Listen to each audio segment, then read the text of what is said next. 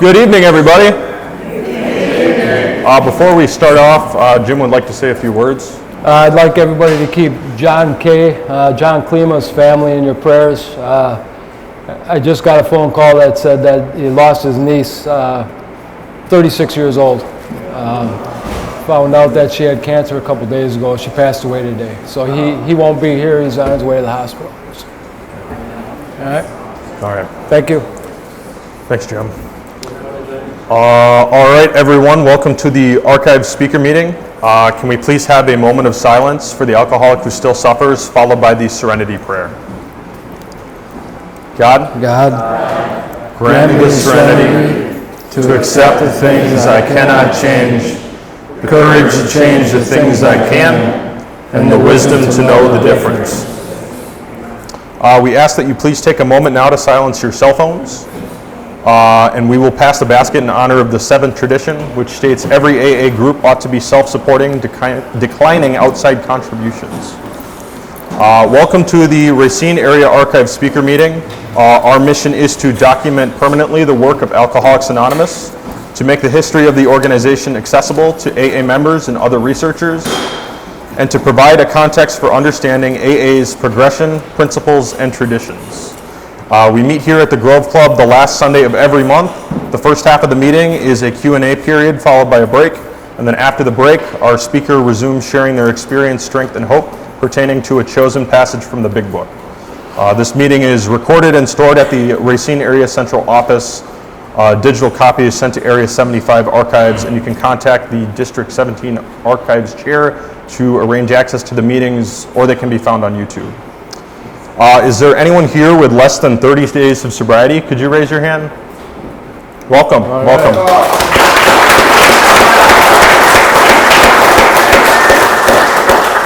This is not to single you out, just to welcome you here. Is there anyone with more than 15 years of sobriety? Could you please raise your hand? Awesome, welcome. That's a lot of people.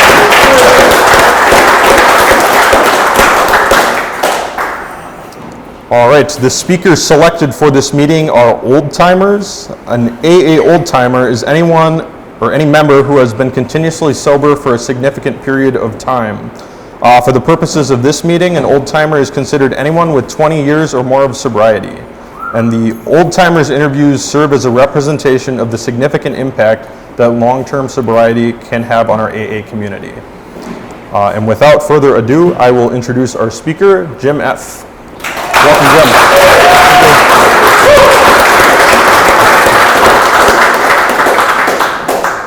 Thank you for being here tonight, Jim. Thank you. And we have some questions for you. What is your sobriety date?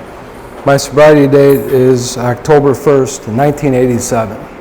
Wow. All right. Do you recall who was the U.S. president when you joined Alcoholics Anonymous? Ronald Reagan. Ronald Reagan? Wow. Could you tell us when and where your first contact with AA was? Sure.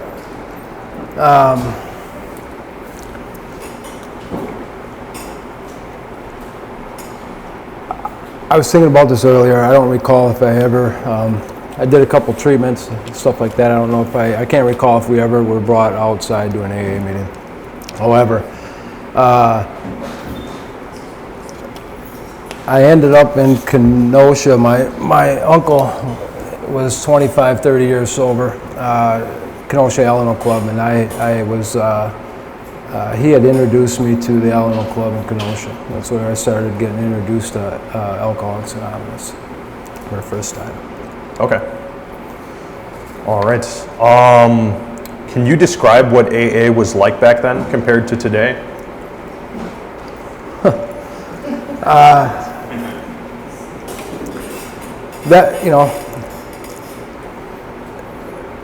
I know how I was back then. I think AA has been fine. That's coming up. I was a handful, but when I got sober, I ended up back here in Racine, and it was just, we did a lot of meetings. Don't drink, go to meetings. That was about it. There was, and that seemed to be enough for me at that time. But that's kind of what it was like. Gotcha. Okay. What were you like as a newcomer, and how do you think others would have described you when you were a newcomer? I was a handful. I was defiant.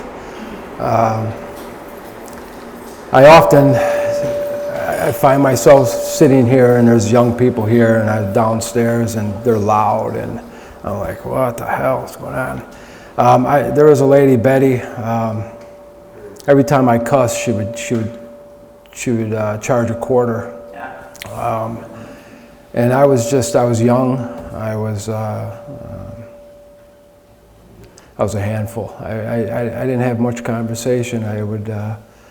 I just sat there, I growled most of the time. You'd talk to me and I would just mumble. Scared, I was scared. I didn't know what this was going to look like for me. Okay. Who was your first sponsor and how did you end up with them? My first sponsor was Danny Bishop.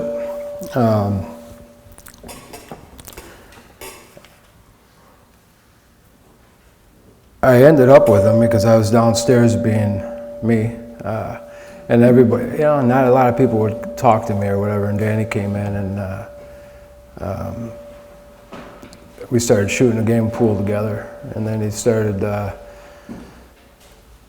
just sharing his life with me a little bit, right? And I thought, somebody was just sharing their life with me, not telling me what I should be doing or all the things I wasn't doing that I should be doing, and so on and so forth. So that's kind of how it started. I don't remember me ever asking Danny to sponsor me. He just started telling me to do some things and giving me some direction, and that's how that kind of happened, right? And then we were driving somewhere, like probably 5 or 6 months later, and I said, hey, will you sponsor me? He said, what do you think we've been doing? So that's how that kind of happened. Gotcha. Okay. Thank you. Who were the alcoholics prominent in your early sobriety?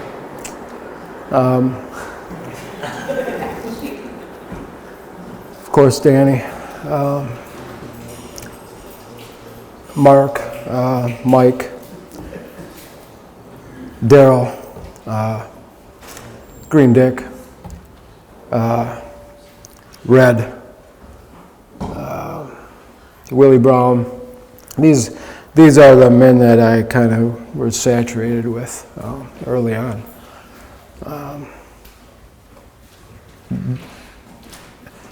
They played a big role in my life. I didn't let them know that, but they were important to me. So. Okay.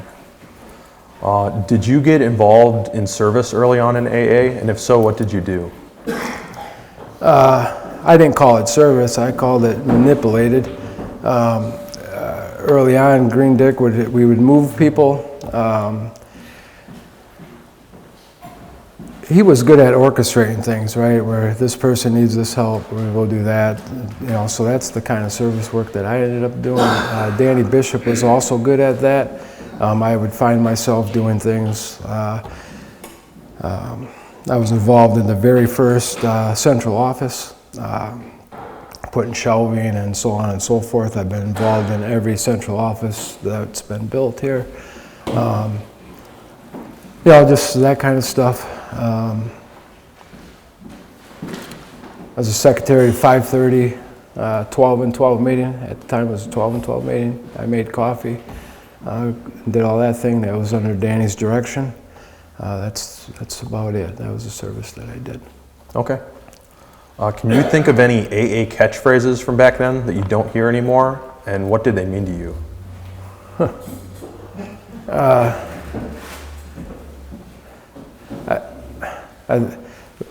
This too shall pass. I couldn't stand that, right? I hated that. I was like, win. First things first. I didn't. All those things drove me nuts. There was a guy.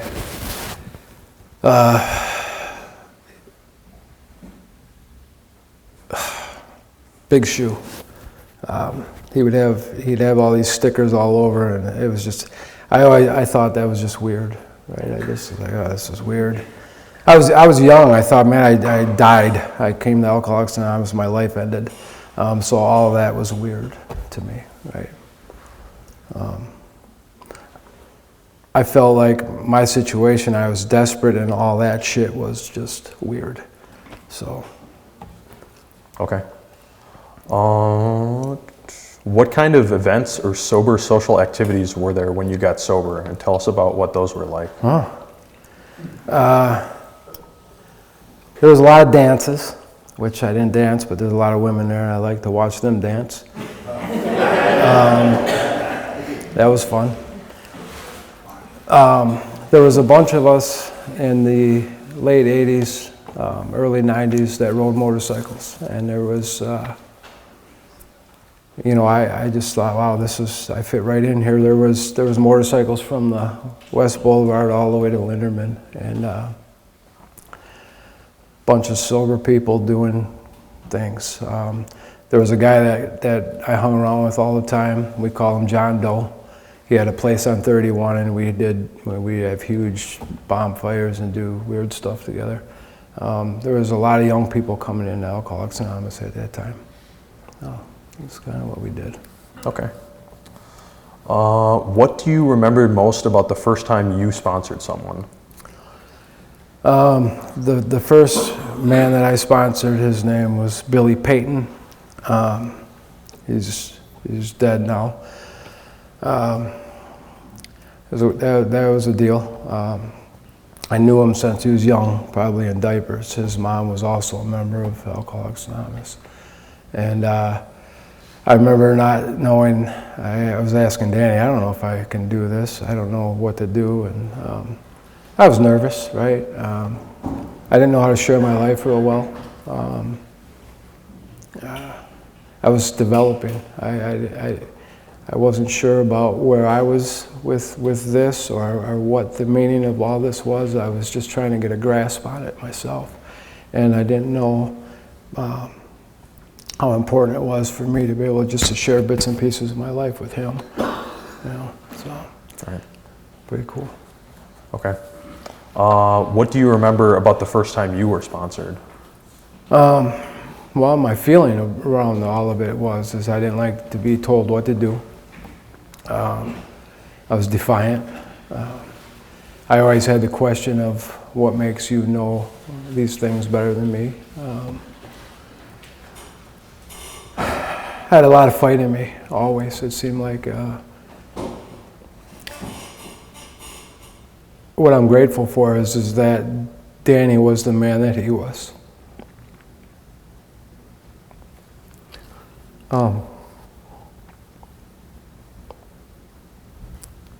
If I'm honest, I don't know if I would have been able to get it any other way. Right? He just had a way about him, which he was just. I heard a lot of people going, "Well, you should do this and that," and I'm like, "Oh, talk to me like that, we would probably have an issue." And Danny was just really like, "Yeah, man, I don't know. You can do that, but you pay the consequences for that too, right?" And he allowed me to grow. He met me where I was at. You know what I mean? So I was pretty grateful for that. What is prayer to you, and what are your prayer habits like? Today, prayer to me is me saying out loud, getting me out of the way, and asking God for some direction. That's been a developing situation for me. I feel today that I pray much more than I ever have. It's a conversation that I have with a power that I believe in. There's a trust and reliance there, right? I remember getting sober thinking, I don't know how to pray. Right? I don't know, you get on your knees and you say all this weird stuff, and felt really awkward and weird. And I remember getting on my knees in the library and praying. I thought that was really weird. I was more concerned what everybody was thinking, right? Or who was going to see me do that. So that's developed, right? Yeah. Okay. What was your first home group, and why did you decide to make that your home? I was thinking of that, but I think my first home group would have been the 5:30, 12 and 12 here at the Grove. Reason being is because my sponsor was there, Mike and Mark and all the people that I look up to were at that meeting, and I had a responsibility to make the coffee. That's why that was the way it was for me. Okay. Last question, and then we'll go on break. Do you meditate? And if so, how do you meditate? I listen. I do meditate. I'd like to tell you that I do it every day, and I do it, but usually I try to start my morning out with, I got some friends that send some daily reflections. I read those. I watch Joyce Meyer every morning.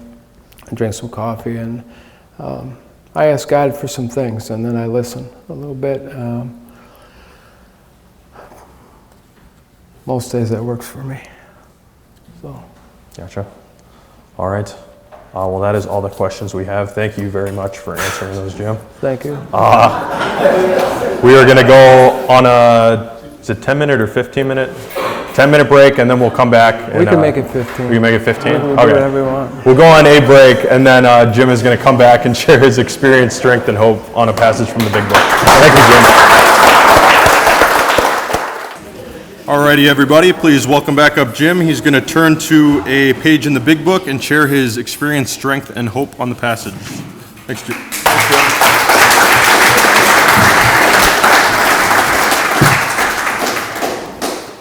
Hi, everybody. I'm Jim. I'm an alcoholic. Can you hear me, Mike? Yeah. Okay. I'll try not to mumble.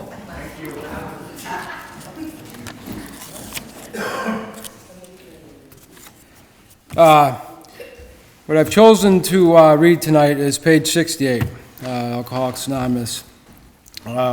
This seems to be my difficulties, right? My struggles. So it says, we think fear ought to be classed with stealing. It seems to cause more trouble.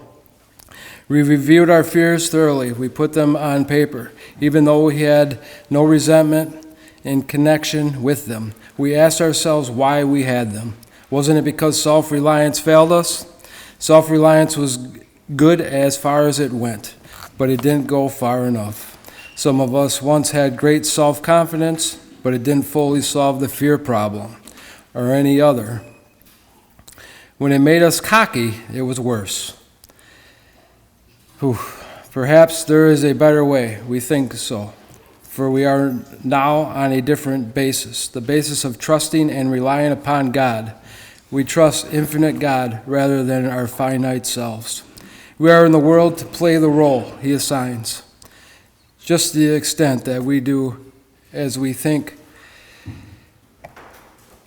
He would have us, and humbly rely on Him. Does He enable us to match calamity with serenity? We never apologize to anyone for depending upon our Creator. We can laugh at those who think spirituality the way of weakness. Paradoxically, it is the way of strength. The verdict of the ages is the faith means courage. All men of faith have courage. They trust their God. We never apologize for God. Instead, we let Him demonstrate through us what He can do. We ask Him to remove our fear and direct our attention to what He would have us be. At once we commence to outgrow fear. I read that.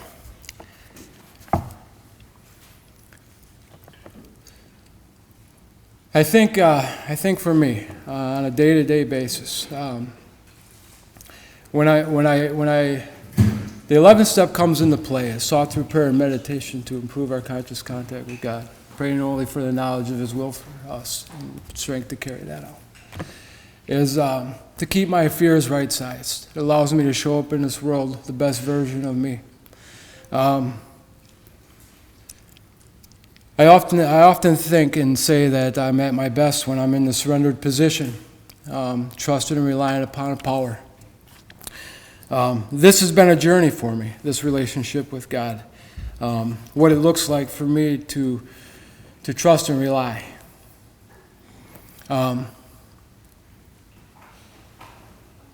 I fail all the time, right? I show up shitty. I get me on my mind often. There's been moments in this journey that I've been paralyzed by fear. I've also had the opportunity to trust God and work through some of these fears, right? And feel the freedom that comes from that, right? That's something that's been developed.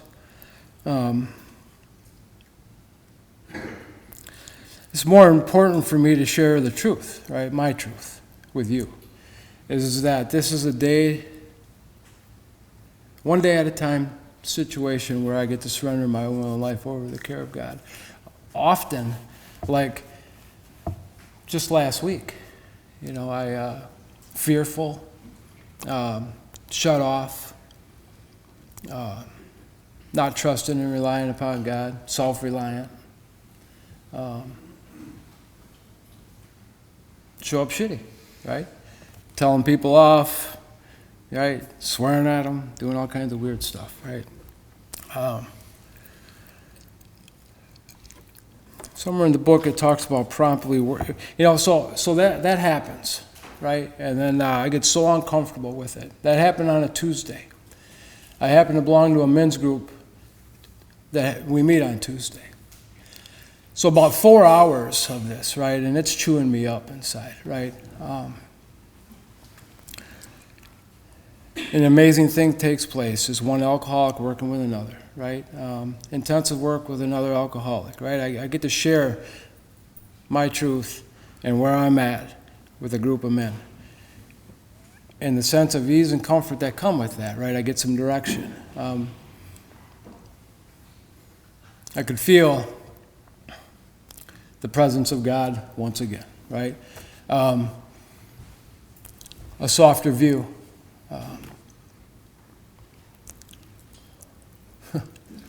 It's amazing that I get, when I get squeezed, it just happens a little bit at a time. I don't even realize it's taking place until I have an outburst, right? And that's not the best version of me. That's me trying to fix, manage, and control some situations in my life. Wednesday morning, so that happened on a Tuesday, and it happens to me, right? I got a lot of fight in me, right? I want to mention a couple things before I get lost in this, because I'll be all over the place. But I mentioned Danny Bishop was my first sponsor. My second sponsor was Daryl Manchester. Those two men have been bookends in my life since the beginning. Daryl's deal was, he would always say, what I thought was a flimsy reed happened to be the powerful hand of God, right? And I thank God for him, because he's very patient with me on all of my ideas of what God is and what God ain't, and what's God's will for me, and all those things, right? And it's like, and it's been, the greatest gift is that I've had a lot of time here, sober, a lot of experience, a lot of life has happened. I figured out here that I don't necessarily I don't have to like everything that's taken place in my life, but I got to find out how to accept them for what it is, right? And trust that God will get me to a place of peace and freedom, right? And my experience says that works perfectly. Every time I get to surrender my will and life over the care of God, he brings me to a place of peace and freedom. You would think that would be enough, but I think what happens to me is the alcoholic ego revives itself in me. I think that I can fix, manage, control, get it done a little quicker. I don't like the answers. I think that you're stupid. The things I have to put up with on the day-to-day drive me crazy. However, I got the experience that when I do that, believing that God's got me right where he wants me, I get to do all that, and it doesn't bother me at all. So these have been my struggles. All right, not too long ago, we had well,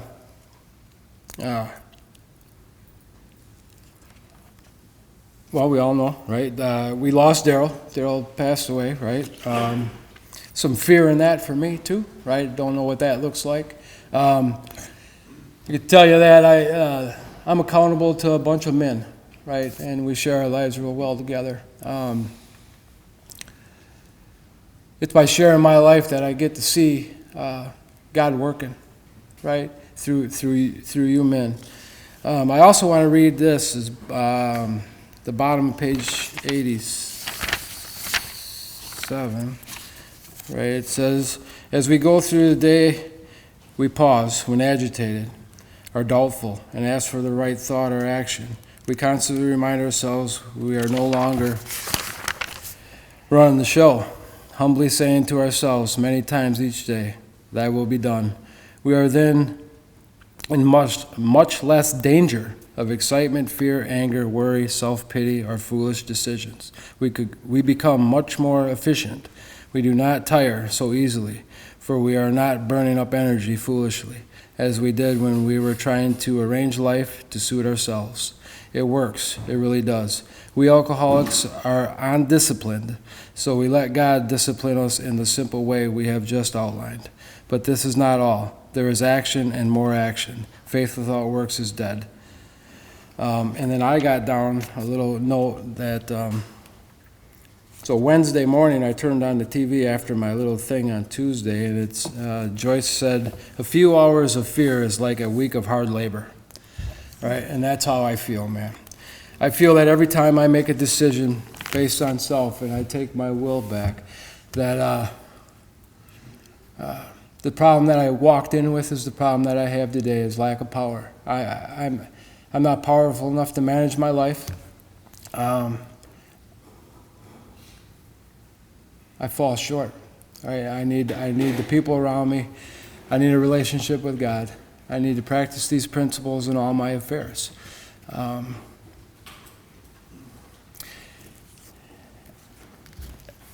This has been a pretty cool journey for me as far as what it looks like to be in a surrendered position, right? Walking into AA, I think Tim mentioned before here, he said they used to call me Sasquatch, right? When I got here. I have such a hard time being soft. I have a desire to show up that way, right? I'm much better loving softness, trying to be of service to God and His children around me. I feel that's where God would have me, but man, do I fight with that, right? I struggle. And the best I get to do, this is not about what you know. This is about what you do. You can know this book inside and out. You can be sober for 37 years. You can do all those things. And if you don't do this, you're robbing yourself, right? The freedom only comes from doing this.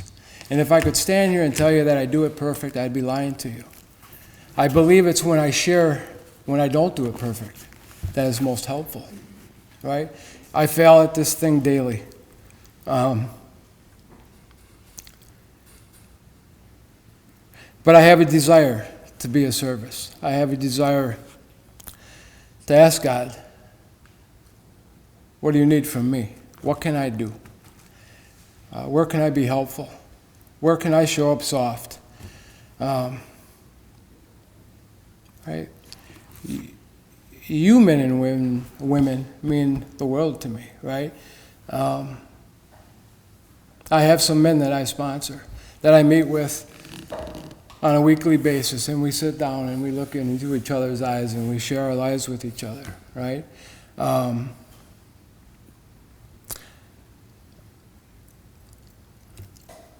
Thank you, right, for holding me accountable, right? That's been a gift,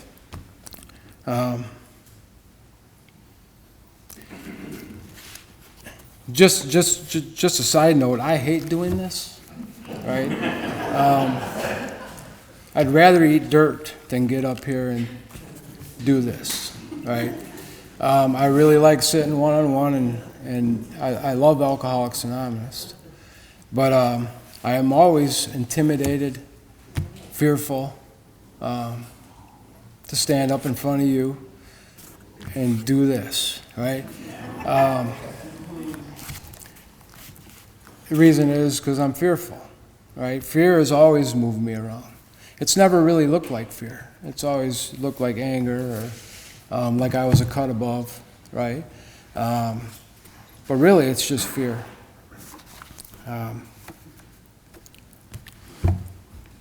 The other thing is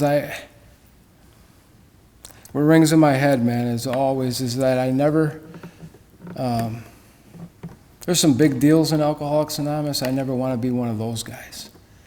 I just want to be shoulder to shoulder and eyeball to eyeball with you men and women, right? That we can find a freedom and that we can be assets and that we can help each other grow and develop and learn how to trust and rely upon God and live this life of freedom and peace, right? I think it's a real gift for me to be able to stand in front of you people and go, yeah, man, I fall short all the time, right? It's something that I would want to defend and lie and, change the story, and my ego would pop up and I would have to change it. I just show up shitty. I fall short, right? There's so much power in saying, I don't know. I don't know how. I need help. Help me, right? Walk with me, right?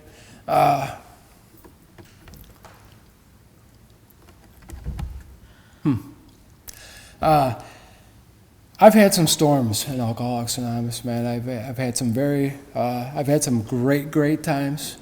I have a beautiful life. I have a big life, man. Alcoholics Anonymous has given me a life, a huge life. Sometimes I feel I've stolen more than I've earned. Alcoholics Anonymous has been a tremendous gift. But I've also had some storms, and it's in the storms that I've been able to maintain, and Alcoholics Anonymous has surrounded me, and I've developed a relationship with a loving God as we trudge this road. I'm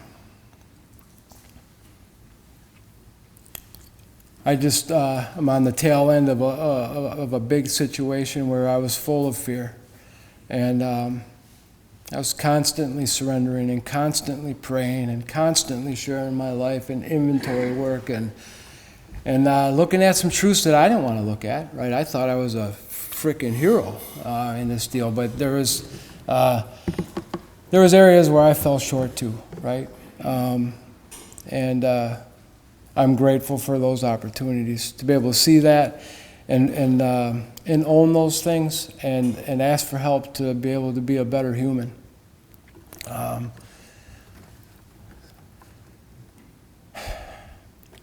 I get a little emotional too. If you don't even notice, anybody that knows me knows that I get a little bit emotional up here, so I'm trying to not get into some, trying to get through that.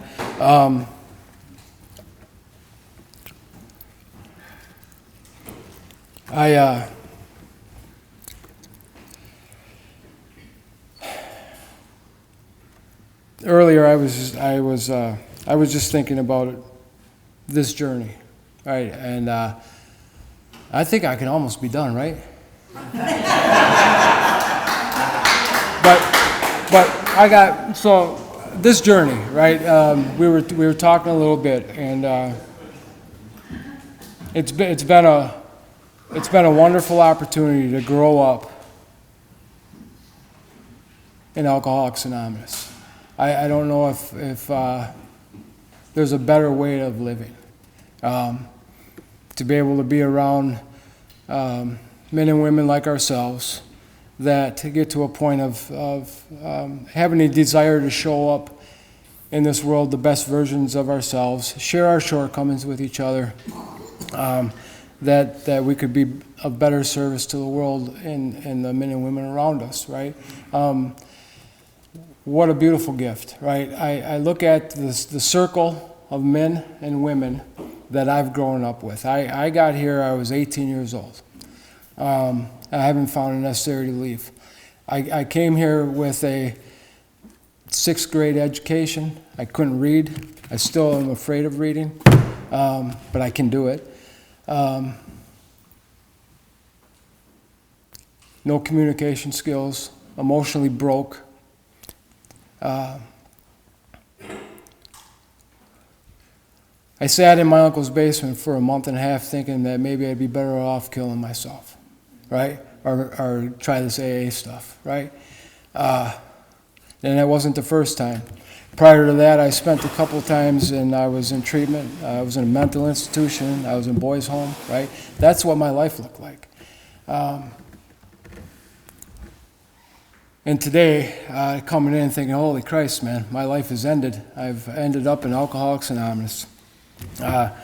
All these old people and all the things, right? And to be able to be here at, I'll be 56 years old, July 4th, and to think that what a life I have as a result of Alcoholics Anonymous, a God of my understanding, and the fellowship that grew up with me, right? What a deal.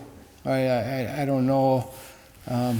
I often think what would my life look like without you people, and that is scary. There again, I think that I would like to just say thank you for the men and women that are in my life, that I have personal relationships with.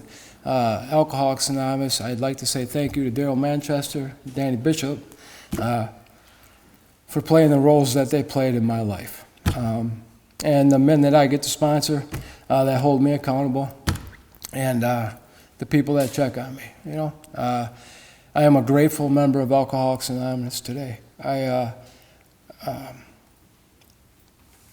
don't think I would trade my life for anybody else's life, right? I feel complete, even in my brokenness.